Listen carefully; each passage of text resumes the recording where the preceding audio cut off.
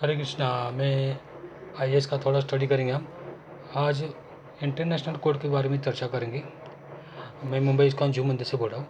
IAS का study करेंगे। और नीदरलैंड जो देश है, नीदरलैंड देश में दो इंटरनेशनल कोर्ट है।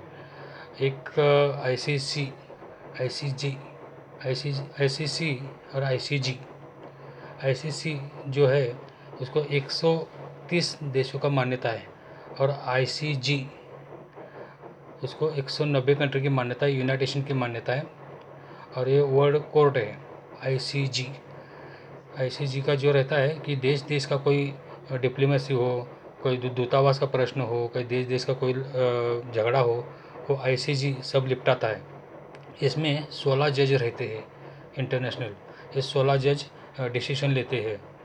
अभी कल क्या हुआ है, आईसीसी जो कोर्ट है इंटरनेशनल, जो 122 देश वाला, उस देश में व्लादिमीर पुतिन को अरेस्ट वारंट निकाला है। क्योंकि यूक्रेन के जो 20,000 के आसपास जो लड़के हैं 16 साल की उम्र के अंदर वाले, उनको अरेस्ट करके रशिया लेके जा रहे हैं। तो इसीलिए उनके ऊपर ये केस लगा है। ये कौन से कोर्ट ने लगाया? आईसीसी। आईसीसी जो कोर्ट है, यूनाइटेड नेशन की मान्यता नहीं है, सब देश की मान्यता नहीं है। हाँ, जो बड़े बड़े देश है, अमेरिका, चाइना, रशिया, भारत, इनकी भी अभी मान्यता नहीं है, सदस्य नहीं है। इसलिए पुतिन बोलते हैं उस कोर्ट को हम नहीं मानते। आईसीजी जो कोर्ट है इंटरनेशनल, उस कोर्ट को मान्यता है, क्योंकि वो देश देश का विषय रहता है। जैसा आपने जो कुलभूषण यादव का है, हाँ, ऐसे अलग अलग जो विषय रहते हैं। परंतु आईसीसी जो कोर्ट है उस देश में 2022 से 2002 से स्टार्ट किया है। 2002 से स्टार्ट किया है वो कोर्ट का। और तो बहुत से देश का मान्यता नहीं है, परंतु ये आगे उसका अप्लाई होता रहेगा, बढ़ता रहेगा इस देश में। और आगे भविष्य में जिस देश का जो राष्ट्राध्यक्ष है कोई क्रिमिनल एक्ट करेगा तो उसको सज़ा देने के लिए वो कोर्ट बनाया है पर्सनल लेवल पे।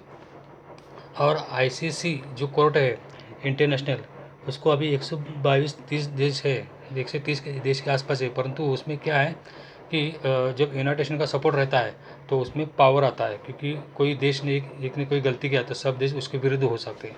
तो इसमें ऐसा नहीं होगा।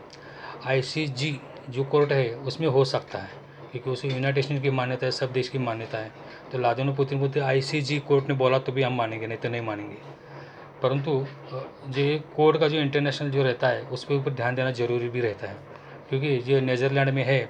नीदरलैंड में जो उसका जो हेडक्वार्टर है दोनों का, आईसीजी का जो 1940 के आसपास कुछ स्थापना हो गई है, 1940 के आसपास स्थापना हुई है। और ये आईसीजी जो है वो 2002 में स्थापना हुई है। तो दोनों का लॉ अच्छी तरह हमें समझ के लेना है, ये दोनों कोर्ट में क्या क्या होता है। परंतु ये वर्ल्ड लेवल की कोर्ट है, उस कोर्ट में जो पर्सनल और देश का दोनों विषय अलग अलग रहता है, वो समझ के लेना भी ज़रूरी है। आईएएस का स्टडी हम करते रहेंगे ऐसे। परंतु हमें धर्म ग्रंथ में देखा जाए, भगवद गीता में, तो उसमें भी लॉ है। भगवद गीता क्या लॉ सिखाती है कि ईश्वर का जगत में कैसा रहना है और इस जगत में क्या क्यों आए हैं, ये दोनों का लॉ सिखाती है। हाँ, ये दोनों है हमारे दोनों कोड का लॉ समझने के लिए भगवद गीता है। और ईश्वर का जगत का जो लॉ है, वो वहाँ रहना कैसा, उठना कैसा, खाना कैसा ईश्वर के साथ। और वहाँ कोई गलती किया तो इस जगत में छोड़ा जाता है। तो इस जगत में जब अच्छे नहीं रहेंगे तो पशु बनना पड़ सकता है। ये गीता में बताया है। ये गीता का लॉ समझ के लेना जरूरी है। अगर इसके निगलेक्ट किया तो प्रकृति हमें दंड देती रहेगी।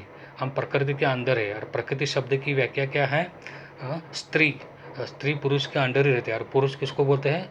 श्री कृष्ण को। श्री कृष्ण को ने साक्षात परमेश्वर, परमेश्वर को ही पुरुष बोला जाता है, इसलिए पूर्ण पुरुषोत्तम बोलते हैं। इसे पूर्ण पुरुषोत्तम भगवद गीता में। और भगवद गीता उन्होंने ही बताया। भगवद गीता यानी क्या? लॉ।